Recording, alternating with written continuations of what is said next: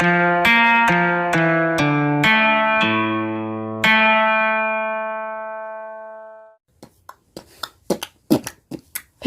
everyone, as you know, I am Draco, and in this video we're gonna read some more about D&D.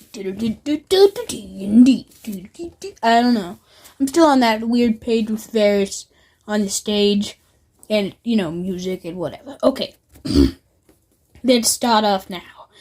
After the concert, we searched for anyone that could help us get farther into the Underdark. We found a travel guide at a table. He was a kobold.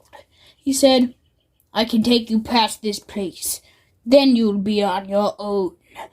So, we paid him, and he brought us back onto the boat thing. We sailed down a watery tunnel to the right of the cave. But when we were traveling, the water shifted, and human-like forms appeared from it. Water elementals! With their control over water, they could shift the tides of our battle. Smiley face. But after that joke, we defeated them. Honestly, I don't know how a fire mace can hurt a living water creature. We journeyed down the river system until we hit some land. "This is my stop. After this, talk to the mushroom people, myconids, to get to your location," the guide said as he drifted back up to the tavern. When he looked at the land around us, we saw giant trees and mushrooms. But that's when some weird creatures walked towards us. It looked like a humanoid made of wood and mushrooms. But we still don't know if they were fun guys. Smiley face, joke too. Get it? Like a humanoid made of wood and mushrooms? But we still didn't know if they were fun guys. Fun guy? Like a mushroom? But they got near us and emitted a cloud of weird spores. The spores got into our throats and we began coughing. But then it stopped. "Why are you here?" the voice in our head said. "Varys?" I asked, whatever. "Yep, I heard that too. Said, I don't know how to. "Yep, I heard that too," Varys said.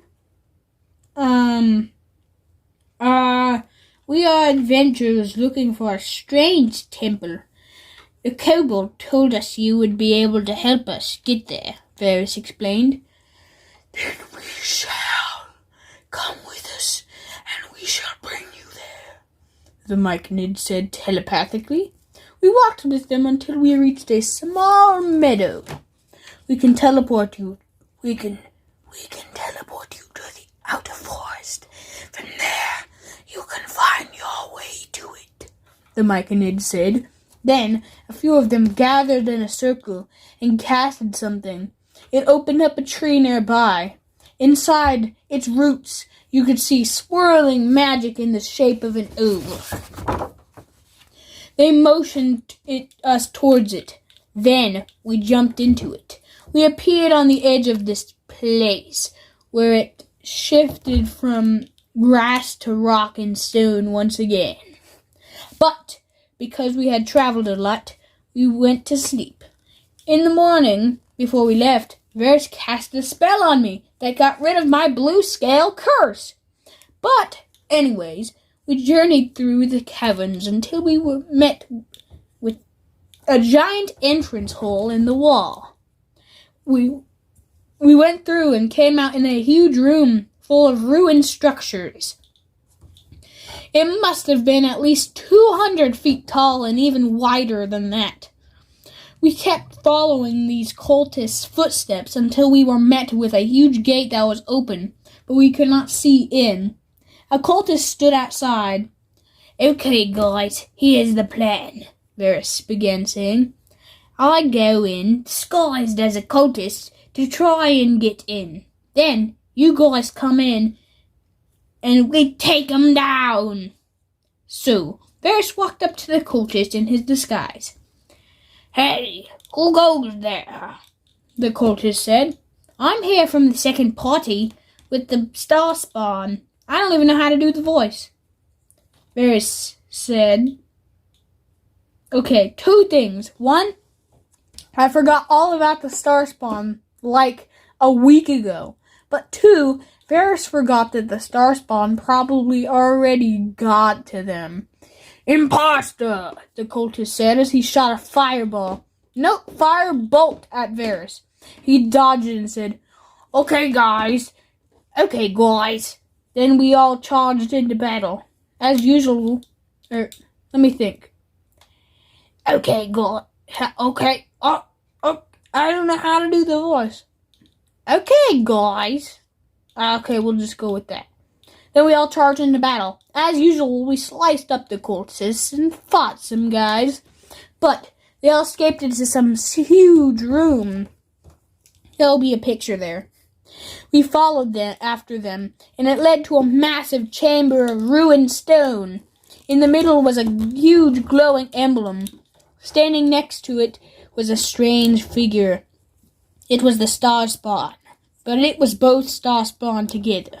And the freeing of Mashaf had already begun.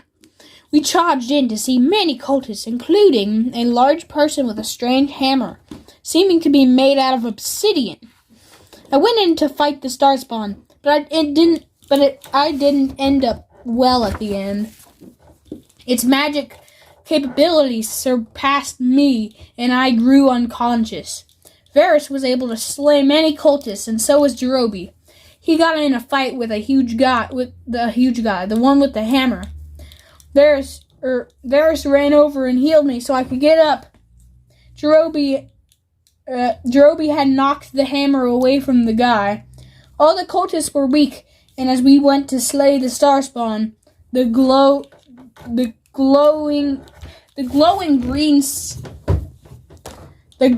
seal glowed green, and it shattered. The floor and walls collapsed, and the worst was here. Mashaf had awoken. All we saw was a huge giant worm-like beast, like a giant gross green maggot. We stood no chance in our conditions. So, Varys pulled out his bone key to teleport us out of here. But, before that, I grabbed the obsidian hammer and ran through the portal. We were safe. Or were we? Chapter 7. Big Trouble. We were back in the hag's tree hut after our encounter with Mashaf. We were wounded and weak, battered and broken.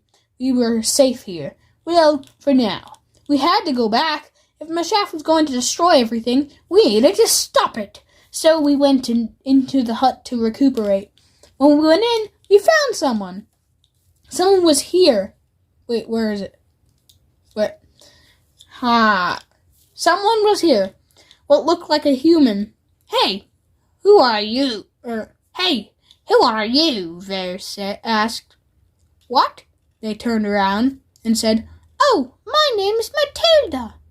I was assistant for the owner of this place until she disappeared. I've just been cleaning it up. Oh, by the way, who are you people? Look here. What should we do? Asked Varys in a whisper. Everybody has an accent.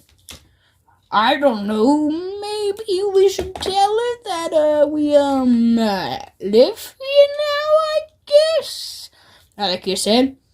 Oh, Matilda, was it? We actually own this place. We were helping Auntie Agatha, when we came back and she was gone. So we kinda took it over as a home base, basically.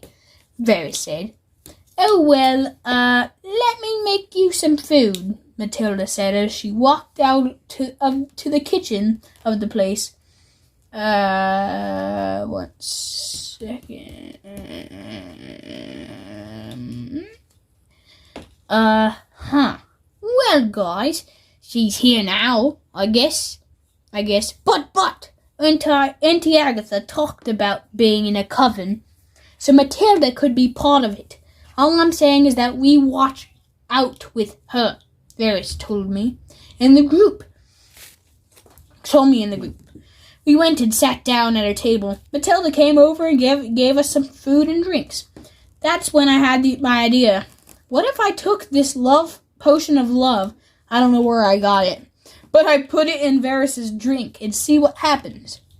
Hey, Troby, can you do something for me? I asked. Depends. Do you have something to give me in return? Let's say gold, he said back. Oh, fine, I said. I gave him some gold coins, about 50 or something. What do you want me to do? Droby asked. Just get Varys distracted for as long as you can, I explained to him. Oh, that's easy, Droby said as he went to do his job. So I poured the pink magical liquid into Varys' cup while he was gone. Hey, Varys, Droby said. What? Varys asked. Varys, I was wondering if you could use your magic on this sword thing I found in here to see if it's magical, Droby explained. Sure, show me this sword, Varys said as he went upstairs. Okay, here it is, Droby said as he showed it to Varys. After a little bit, oh, sorry, Droby, this thing isn't magical, Varys said to Droby. Oh, that's fine. Let's go and eat some stuff down there, Droby suggested as he took Varys back down the stairs. I'm kind of thinking like he picks up Varys and brings him down, now that I think about it. Varys sat at his chair and picked up his drink as Alakir was about to explode with anticipation. The potion of love, when drunk, makes you fall in love with the first person you see, and the first person Varys saw was Matilda! Varys' eyes immediately turned heart-shaped as he pulled a strange mandolin, basically a guitar, from his bag and began to play songs of love for Matilda. He found it in the cave dragon lair, by the way, whatever. For an hour, Alakir was laughing his head off as Varys played different songs for his new love, Matilda. It was a weird evening, but finally it wore off. Whoa, that felt weird. There must have been something strong in that drink, Varys said as the trance wore off. But Alakir was still snickering. Alakir, did you do something? Why are you laughing so much? Varys questioned Alakir. No reason, Alakir said. And this time, Varys actually believed it. And we continued eating. Until I got curious about the obsidian hammer I got from the failed Stop Shaft mission. I grabbed it and sat down and focused on it. Eventually, I began to feel strange, and I began to morph. My head seemed to grow larger, and I began to turn a different color. My mind was flooded with thoughts, making me hold the hammer and never let go. Varys noticed and asked, Alakir, are you okay? Yes, but don't touch my hammer, I said in a yell. Don't touch my hammer! Alakir, I think that hammer may be doing something to you. Droby, can you please take the hammer? Varys said. No, you can't have it, I yelled at them. Droby grabbed it and pulled it out of my hands. No, I yelled. My vision had gone completely black. They basically let me spin in circles because I was blind while they tried to stop this. Droby decided to try and focus on it. Eventually my vision came back and I calmed down. Whoa! What happened?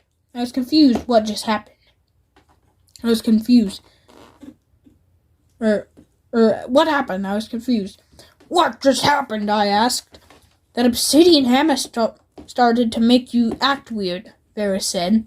Then Droby walked out of a room, but this did not seem like Droby.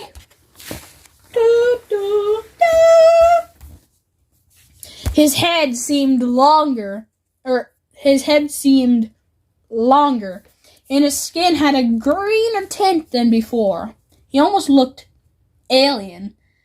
Droby? Varys asked. Are you feeling a little sick? What do you mean? I feel fine, Droby replied. It seems the hammer has taken control of him now, and it changed him. But as long as it didn't hurt anyone, it was fine. But what should we do next? First of all, the shaft just got free. We need some help to stop this thing. If we can, I know some friends. If we can't. I know some friends that may be able to help us, Cass said, but to find them, we must go back to Wildmount. So, we used our bone key and zipped back to Wildmount. Okay, so we needed to go to a place called Balin Post from here. So, we began walking to it. I do not know what happened on the way there, so I'm just going to cut to the being there. So, we arrived at Balin Post, the home of the Darrington Brigade. The Darrington Brigade is a non-profit organization of heroes, by the way. So, we entered the city. There were people walking down the street. It seemed normal, but before we could do anything, we needed potions. So, we went to a little shop called the Pumat Soul. When we entered, we saw what looked like worker. It was a furbolg. How can I help you? How can I help you? How can I help you? They asked. I don't know. And that's actually all I've written whatever that I've written so far. So, I don't know. Well, I guess that's the end.